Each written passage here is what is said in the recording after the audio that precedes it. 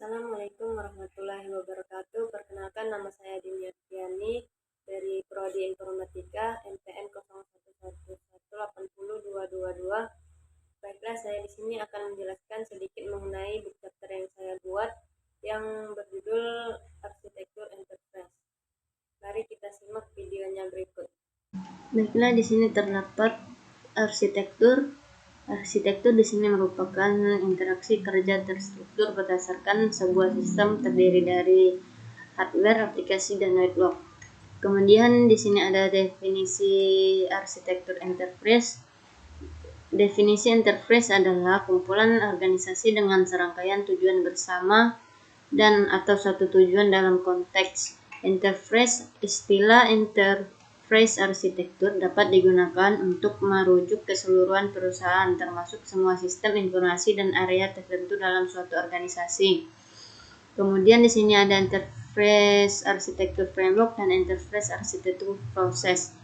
Kerangka kerja EA mengidentifikasi jenis informasi yang diperlukan untuk menggambarkan arsitektur perusahaan, mengatur jenis informasi ke dalam struktur logis, dan menggambarkan hubungan antara jenis informasi ini. Kemudian di sini ada macam-macam framework EA. Ada berbagai kerangka kerja yang dapat digunakan untuk pengembangan arsitektur perusahaan sebagai berikut. 1. Segment framework. Framework segment di sini adalah suatu indera bantu yang dikembangkan buat memotret arsitektur organisasi berdasarkan banyak sekali sudut pandang dan aspek. Sebagai akibatnya, dihasilkan citra organisasi secara utuh. Kemudian di sini ada framework segmen untuk arsitektur enterprise dapat diilustrasikan pada gambar 3 berikut. Kemudian 2 ada Federal Enterprise Architecture Framework. FEAF adalah struktur yang dibentuk oleh Dewan Federal IOC pada tahun 1999. FEAF bertujuan untuk mengembangkan EA di dalam badan federal atau sistem yang melintasi beberapa batas antar lembaga. Ini ada gambar 4 struktur komponen FEAF. Kemudian ada yang ketiga, The Open Group Architecture Technique atau disebut juga TOGAF. TOGAF, The Open Group Architecture Technique adalah framework yang dikembangkan oleh Open Group Architecture Framework pada tahun 1995.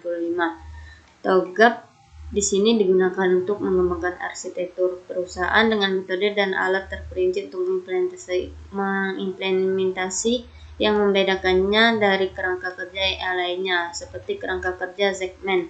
Salah satu keuntungan menggunakan framework TOGAF adalah fleksibilitas dan open source. TOGAF membagi arsitektur enterprise menjadi 4 kategori seperti yang ditunjukkan pada gambar 6. Keempat kategori tersebut yaitu A. Business Architecture, B. Application Architecture, C. Data Architecture, D. Technical Architecture. Berikut gambar 6 Enterprise Architecture menurut Open Group. Gambar 7 di sini ada komponen TOGAF, kemudian 4 TOGAF Architecture Development Method atau ADM. Metode pengembangan arsitektur ADM adalah metode logis TOGAF yang terdiri dari 8 langkah utama untuk mengembangkan dan memelihara arsitektur teknik organisasi.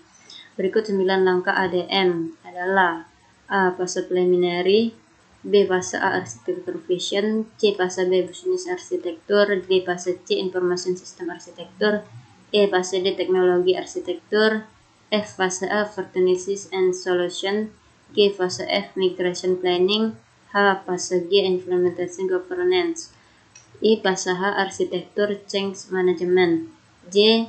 Requirement Management. Berikut gambar 8 tentang siklus ADM. Kemudian untuk pemilihan framework EA-nya, kerangka kerja merupakan bagian penting dari desain EA yang harus memiliki kriteria sebagai berikut. A. Resonate, B. Cohesive, C. Adaptable, D. Vendor Independent, E. Teknologi Independent, F. Domain Neutral, G. Scalable. Baiklah, sekian dari saya. Wassalamualaikum warahmatullahi wabarakatuh.